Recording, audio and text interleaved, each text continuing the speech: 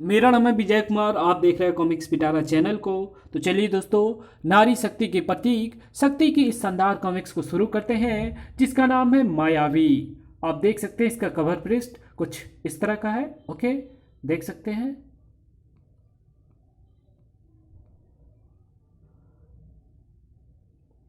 हर इंसान को जीने के लिए मूलभूत वस्तुओं की आवश्यकता होती है। चंदा और शक्ति को भी होती है। आलू और प्याज के दाम तो एक बार फिर आसमान छूने लगे। आलू 20 रुपये किलो, प्याज 40 रुपये किलो। लगता है आलू प्याज इस बार भी दिल्ली की सरकार को बदलने में महत्वपूर्ण भूमिका निभाएंगे। आने वाले समय में सरकार बदलने में आलू प्याज कोई भूमिका निभाने वाले थे या नहीं, लेकिन यहाँ तेजी से बदलते वातावरण को बदलने में आलू प्याज की कोई भूमिका नहीं थी।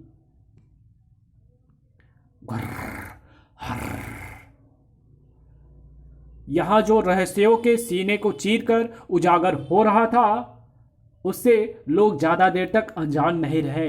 ओह नहीं, ये क्या हो रहा है? कुछ भयानक से प्राणी हवा में प्रकट हो रहे हैं। जवाब तुरंत ही उस हमले के रूप में हाजिर था। ये तो हम पर हमला करने लगे। आओ, भागो। ओह, ये क्या गड़बड़ है? मुझे देखना होगा। भागो। वो रहस्य और भी गहरा और भयानक होता जा रहा था। नहीं, नहीं, मौत का दरवाजा खुल चुका था। कई बेगुनाह जिंदगियां उसमें समाने जा रही थी, लेकिन बेगुनाह जिंदगियों के मौत के उस दरवाजे पर कदम रख पाती लेकिन बेगुनाह जिंदगियां मौत के उस दरवाजे पर कदम रख पाती उससे पहले ही बंद हो गया वो मौत का दरवाजा। और उस दरवाजे को बंद करने वाली थी शक्ति। निर्भय हो जाओ, अब ये दोस्त तुम्हारा कुछ नहीं बिगाड़ सकता। ये मुझे कोई अत्यंत भयानक और ताकतवर शैतानी शक्ति प्रतीत हो रही है, इसलिए मुझे उसकी तरफ से होने वाले किसी भी हमले से सावधान रहना होगा। अरे ये क्या? उस शैतान के पीछे अचानक हवा में वो षटकोण कहां से प्रकट हुआ, जो उस शैतान को तेजी से अपने में खींच रहा है? ये मेरा मायावी षटकोण है, शक्ति जो मेरे द्वारा फैलाई माया को अपने में समेट रहा है, क्योंकि इस माया के जरिए तुझे बुलाने का मेरा जो उद्देश्य था वो पूरा हो गया है। कौन हो तुम और मुझे इस तरह बुलाने के पीछे तुम्हारा क्या प्रयोजन है? मायावी नाम है मेरा। माया के हर फन का माहिर खिलाड़ी हूं मैं, परंतु इसके बावजूद भी माया पर मेरा पूर्ण अधिकार नहीं है। लेकिन तुम्हारी सहायता से मैं माया पर चुटकियों में अपना अधिकार जमा सकता हूँ। मैं मायापति बन सकता हूँ, लेकिन इसके लिए मुझे पहले तुम्हारा पति बनना होगा। तुम्हारे सामने विवाह का प्रस्ताव रखने के लिए ही मैंने तुम्हें बुलाया है प्रिय शक्ति। मुझसे विवाह करना चाहते हो तुम? हाँ, क्योंकि मेरी अर्धांगिनी बनते ही तुम्हारी आदि शक्तियों का प्रताप मुझे मिल जाएगा और फिर मैं बन जाऊंगा मायापति। लगता है तेरा दिमाग खराब हो गया है, उसे ठिकाने लगाना होगा।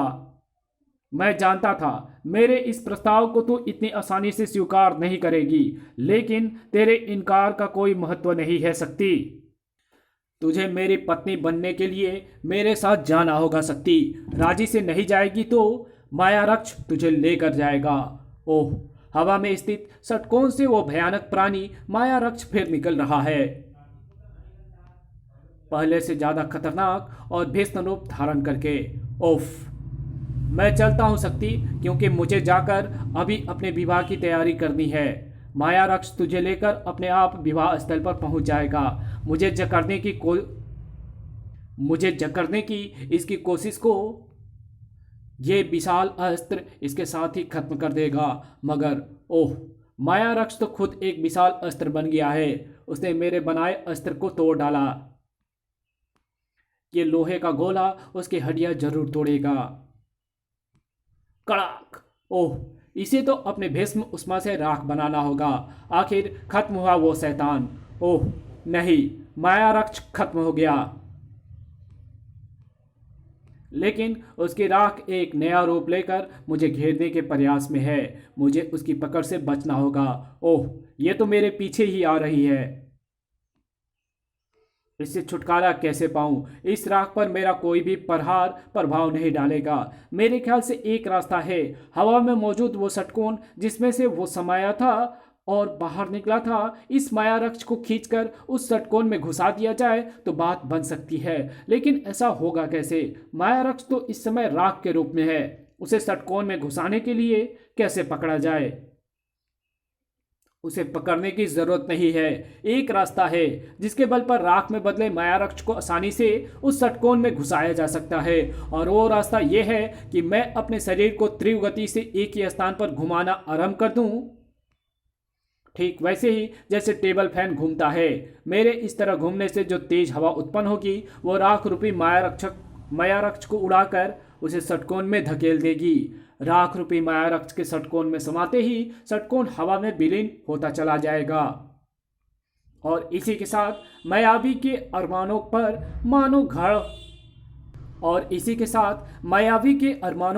मानो घड़ों पानी गिर गया। ओह नहीं, शक्ति ने माया रक्ष को राख में बदलकर और उसे माया षटकोण में प्रवेश कराकर उसे मेरे पास वापस भेज दिया, और ऐसा करके शक्ति ने विवाह की मेरी सारी तैयारी को नष्ट कर दिया। ये मेरी हार है, और इस हार का एक ही अर्थ है, शक्ति अत्यंत शक्तिशाली है।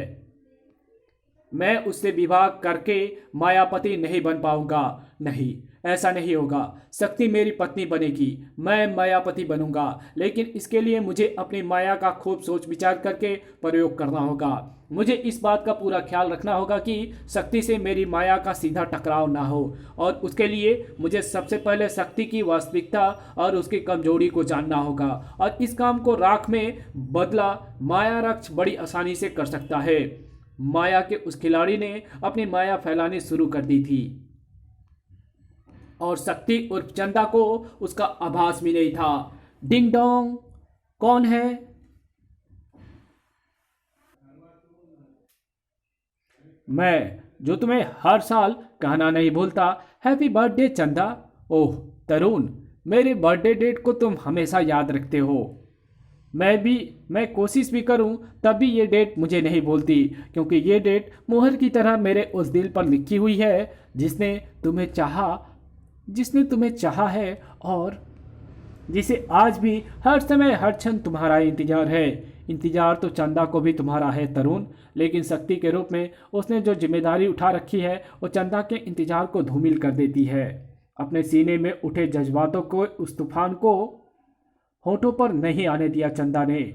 इस खूबसूरत प्रेजेंट के लिए थैंक्स तरुण। और सुनाओ, तुम्हारी प्रैक्टिस कैसी चल रही है? बहुत अच्छी। ओह, पिक पिक पिक।